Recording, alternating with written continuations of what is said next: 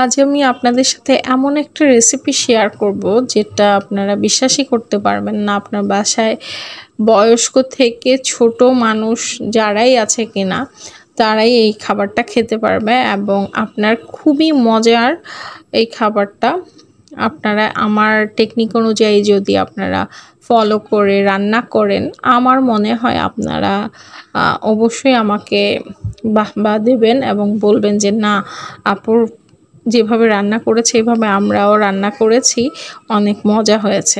অবশ্যই কমেন্ট করে জানাবেন যে কেমন হয়েছে। আমার নানা ভাই কিন্তু খাবারটা খুব আনন্দের সাথেই খাচ্ছে। এই তো আমি দেশি চিকেন নিয়ে নিয়েছি 4টা। এখানে আদা বাটা, রসুন বাটা, পেঁপে, বাদাম বাটা, তারপর বিরিয়ানি মশলা, পেঁয়াজ কুচি, গরম মশলা, তারপরে আলু কাটা সব কিছু রেডি করে নিয়েছি। এখন আমি মাংসটাকে একটু ম্যারিনেট করে নিচ্ছি লবণ আর হালকা কিছু মশলা দিয়ে। তারপরে আমি গরম তেলে সুন্দর করে গরম মশলা দিয়ে চিকেনগুলোকে দিয়ে সুন্দর করে ভেজে নিচ্ছি।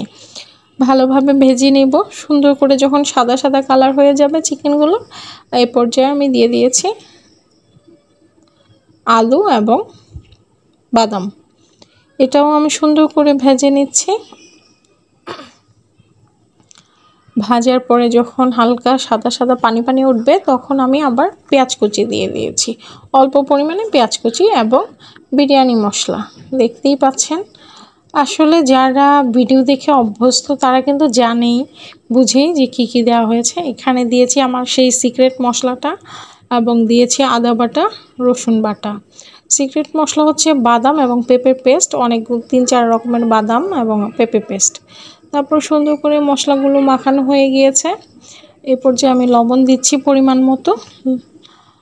যেহেতু চালের পরিমাণ অনেক বেশি এবং চিকেনটাও বেশি, সেজন্য পরিমাণ মানে আমি আমার আন্দাজ মতো আমি সব কিছু দিয়ে নিয়েছি। এখানে দিয়েছি লঙ্কা ফাঁকি, ধনিয়া ফাঁকি, জিরা ফাঁকি, 5 ফোড়ন, ব্ল্যাক পেপার।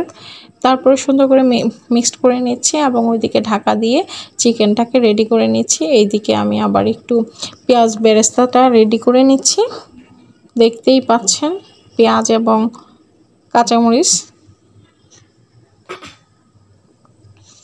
এই তো ভালোভাবে সুন্দর করে নাড়াচাড়া দিয়ে ভাজা ভাজা করে নিচ্ছি। এখন আমি পেঁয়াজ বেরেস্তাটা দিয়ে দিচ্ছি সেখানে। সুন্দর একটা তেল উঠে আসছে, ভেসে আসছে চিকেনটা থেকে। এই পর্যায়ে আমি আস্তে আস্তে করে স্টেপ বাই স্টেপ, আর বিরিয়ানি রান্নাটা আপনার খুব যত্ন করে রান্না করতে হয়। এই রান্নাটা আপনি যত যত্ন করে করবেন দেখবেন একদম পারফেক্ট হবে। চাল, মাংস, হাড় গোড় সব, আলু, বাদাম সব পারফেক্ট হবে। তো এই তো নাড়াচাড়া দিয়ে নিলাম। তারপর পরিমাণ মতো পানি দিয়ে সুন্দর করে, এখানে আমার 60%-এর মতো হয়ে গেছে। আমি কিন্তু চিনি দিয়েছি, বিরিয়ানি মাস্ট বি চিনি দেবেন, তাহলে খেতে অনেক মজা লাগে। এখানে কিশমিশ দিয়েছি হচ্ছে কাঁচামরিচ। এবার ভালোভাবে একটু নাড়াচাড়া দিয়ে নিচ্ছি। এই তো দেখতেই পাচ্ছেন এখানে আমার প্রায় 80%-এর মতো হয়ে গেছে। এই তো আবারও নাড়াচাড়া দিয়ে নিচ্ছি। বিশ্বাস করবেন না, বিরিয়ানিটা এত টেস্ট ছিল। আবার একটুখানি পেঁয়াজ বেরেস্তা, কিশমিশ এবং আপনার কাঁচামরিচ দিয়ে দিচ্ছি ফ্লেভারের জন্য। এই তো আমার 100% হয়ে গেছে। চিকেন, তারপরে হচ্ছে রাইস, সব সুন্দরভাবে হয়ে গেছে। দেখতেই পাচ্ছেন আমার নানা ভাই কত সুন্দর করে খাচ্ছে। তো আজকের ভিডিওটা এ পর্যন্তই। অবশ্যই এই টেকনিক ফলো করে রান্না করবেন, অবশ্যই ভালো হবে। আর আমার